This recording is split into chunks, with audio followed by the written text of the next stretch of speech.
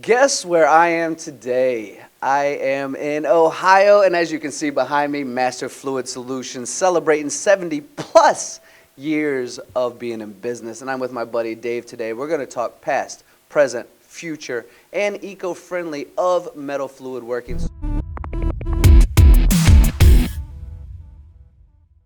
So Dave, I'm excited to learn today. To be fair, it is one aspect of manufacturing that I was really poor at. So I am happy to learn. I'm excited to learn. And I know now, with years of wisdom, how significant metalworking fluid can be and should be. So thank you. I'm ready to learn as well. All right, Tony, we're happy to have you here. Looking forward to spending a day together, helping you and your viewers learn a little bit more about metalworking fluids. We at Master have been pioneers in the industry for 70 plus years now, and we really, know how important and what a difference it can make to metalworking. Well, you guys have had the growth across the world. You have facilities in China and Europe and India, here in the U.S., walking around this facility, 80,000 square feet. It's massive, the tanks that are here. But let's start at the beginning. Sure. 1951 was the start. What was the past like, and what was the growth been like? Yeah, so we started in 1951 thanks to Clyde Sluin, a pioneer in the industry. His family still owns the company. We're in the third, going into the fourth generation of owners. He had a dream, right, and a belief that he could improve metalworking with a water-based metalworking fluid. Most of the machining was done with straight oils at that time, but he knew with his experience that he could make something better. You mentioned straight oils, you mentioned the experience, you mentioned making something better. He really was a pioneer. I'm walking around this facility, his pictures everywhere, his legacy is everywhere, right? And we're talking about, at a specific point in time, this one that you guys still have, I believe is called Trim, that really dominated everything in the industry, but you've expanded to dozens, if not even more than dozens, even though that can go pretty far, but dozens of different products to help complement what's going on in the machining world. Talk a little bit more about that growth and expansion of the chemicals, of the properties, of the understanding of how the fluids work. Sure. His first formulation is what's known as Trim Regular. We still sell it to this day, which is amazing, right? But over the years, that was a synthetic formula. We've adapted as the industry's changed. The types of machines, the speeds, the feeds, the tooling. The one thing that stayed consistent is we always wanted to do something that was going to take care of the people, that was going to be safe for them to use, that was going to be safe for the machines. So we've never given up on that, but we have changed from our first synthetic formula to the Trim Sol formula in the 60s and 70s that really grew the business, soluble oil and emulsion. And then as we moved into the 2000s, we shifted to semi-synthetics, microemulsions, and now we're talking about neosynthetics and all kinds of new technology. I like it. And I like the statement that stood out to me a lot, Dave, is that you said we want to take care of people. We want to make sure they're safe. That might have not always been the thought in the beginning, right? We wanted to create something that worked. Asbestos is something out there that we're still trying to remove. So thank you for doing that to begin with. Now, as we move into present day, what's it look like now as we're talking about this company and this growth and everything going into the future? What's it look like now? Sure. Well, as you mentioned, we've really become this global company, right? So we have to look at our markets around the world. We have to be close to our customers because we package stuff in, drums and tote bins and tank wagons.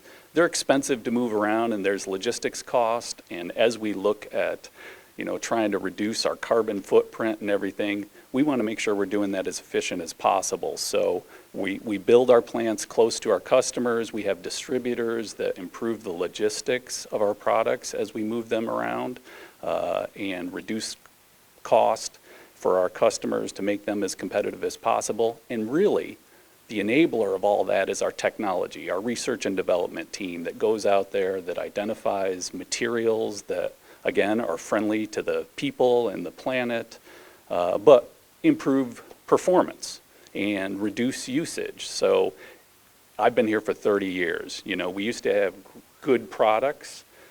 We now have great products. And the life of these products has gotten so much longer where they really last in the machine. 30 years. I knew I was talking to a guy with wisdom. That's amazing. And your branding is working because these colors are great. Now, we're talking about these cutting fluids, right? And we're talking about constantly growing into a different avenue of, synthetics and neosynthetics. And it's constantly focusing on, you mentioned we have different programs and different machines and different tooling. Has that adaptation as software has become better, as machines have become faster, as cutting tools have become more geometrically accurate, this through spindle coolant that goes into a machine as well, has that adaptation been simple? Is it something that was adapted pretty easily? And when you're educating people, because going back to the beginning of this conversation, I wasn't really educated coming into it. I could have used this 20 years ago when I first started. Yeah. Do you find that people are learning more about the importance and significance of what you guys have created here?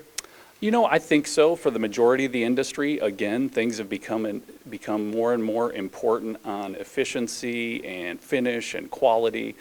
So if you look at the machines people are using today, they're high-speed, high-pressure fluid systems that aren't easy to put a fluid together that's got the high lubricity, the high cooling, and still works in a machine that's 2,000 plus PSI coolant systems.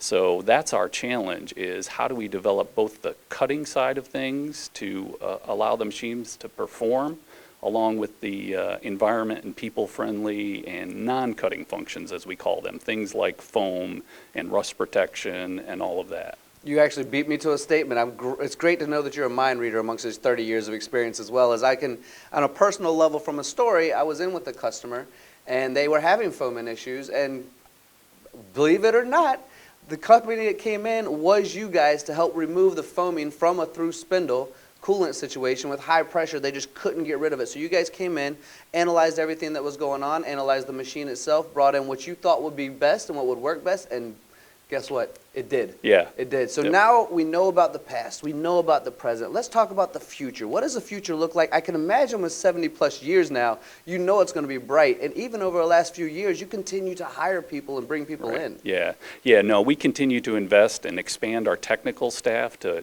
formulate for the future. Challenges that we face are the ever-changing materials and machines, but also the ever-changing regulatory environment. So we have to make sure that while we make safe products, they're also compliant with the different regulations around the world, which becomes more and more challenging. So we talk about it, we always have a toolbox that the formulators can work with, but that toolbox keeps getting smaller. So we have to go out and do more research, look at different industries to identify materials that we could possibly incorporate into our products, and then go through our rigorous testing process in our lab, benchtop, in our machining lab that we have here in-house where we test fluids and can run customers' programs, and then ultimately out in the customer and partnering with them to improve their operations. Well, walking around your facility, Dave, you mentioned being able to test in your facility. You have a fantastic machine shop where you can do that. Walking around, I see tanks that are massive, but also what you guys call a salad bar, where you can cater to smaller orders, people who want more done or more orders in larger tanks. You can specifically create something just for them. So walking around, you really are catering to the whole industry and the whole globe. Yeah, we have our top selling products that, fill those huge tanks and leave here in tank wagons and drums and tote bins and everything.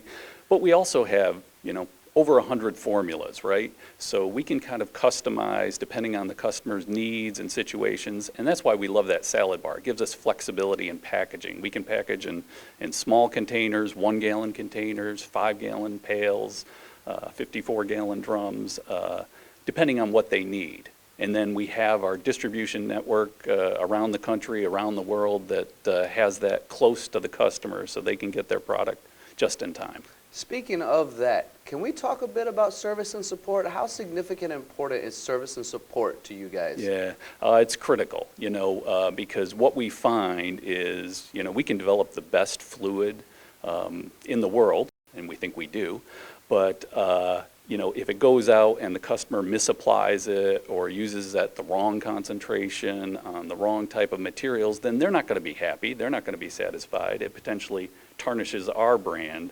So we want to be there with the customer, help them understand how they can optimize with fluids, what they're already doing with tooling and machines. So we have a team of people here in North America and around the world that go out, work with their customers on the applications. We have service engineers that will follow up after the fact and test the fluids, and recommend how can the customer better use our fluids. Going around the world and having these types of interviews with people and talking about machines and then the tooling and the work holding and everything that goes along with the whole manufacturing process, I would say that sometimes coolant isn't looked at as quickly as a cutting tool or work holding, but I think it should be. Yeah. When I talk to you, when I walk around here, when I see the difference between poor cutting fluid and the correct cutting fluid and seeing how much money is saved on just tool life alone, right, or on not a scrap part and having that finish, this is something, in my opinion, our voices should be amplified and people should pay attention to what's going on in the fluid world, because software, cutting tools, work holding, the longevity of the machine, all of this, it all goes through the fluid as well. It's going through the interior of the machine. Would you agree? Oh yeah, exactly. And we've got years of experience and thousands of customers that have seen the difference, right? It's a small portion of their spend, of their total manufacturing spend, but it impacts everything. It impacts the life of the tools, the life of the machines, the operators, how happy they are at work, right? Ultimately that can be the biggest thing that turns off an operator, if their coolant smells bad, if it foams, if it causes other problems.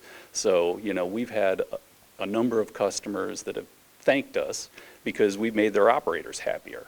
Well, I'd like to thank you as well for the conversation. But right, before we finish this off, we've talked about the past, we've talked about the present, we've talked about the future. But as a part of that future, let's also talk about eco-friendliness, which we touched on a few times. But let's elaborate a bit more on what it means to you and where you're going with it. Yeah, so there's many different facets to eco-friendliness, right? The first facet that we always look at is how long does the fluid last? How much does the customer have to use? Even things like the amount of water they have to use, because around the world water can be scarce. So if we can help them reduce the amount of water that they have to use in their manufacturing process, that's important to a lot of people. So our fluids look at reducing the amount of carry-off on ships, on parts, things like that. The other part, as we look at the future, is selecting those raw materials that go into it. We try to pick products that have a good environmental profile, but also can be biodegradable, that really, I guess, go above and beyond what we had years ago as far as metalworking fluids. And it sounds like you really are. I mean, that point you just brought up, it's an obvious statement, but not if you don't think about it. And right, when you made it, a light bulb went off like a cartoon character. You're right.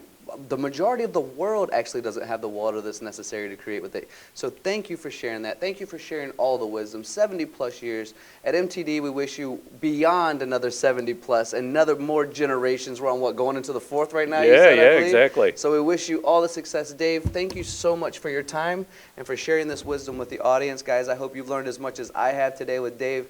This part of this industry is amazing and fascinating to me, but I'm still just getting in, so thank you for that. All right, thank you, Tony. We appreciate you coming to visit us and all you do for the industry.